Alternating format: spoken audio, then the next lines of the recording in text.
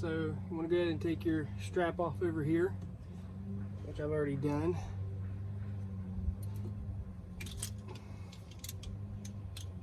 And then go ahead and take your other one off.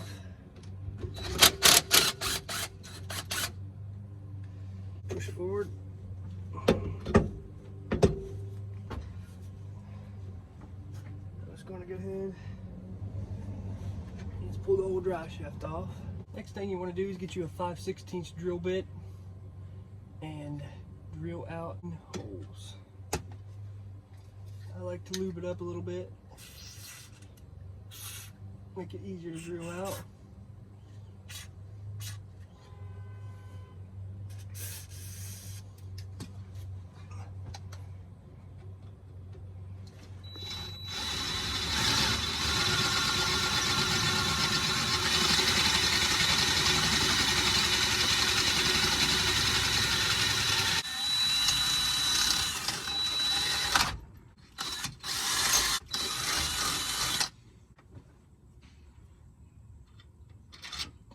Might have to go through it a couple more times to get them to fit, but as long as it fits,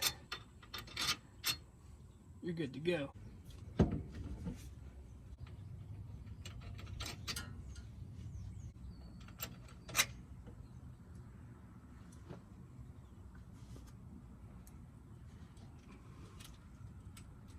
Well, after you got all the nuts ran all the way up on the threads, just go ahead, start snugging them up.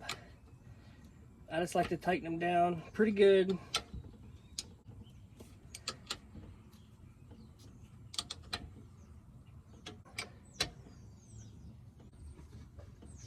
So there you have it. This is a better setup than the stock setup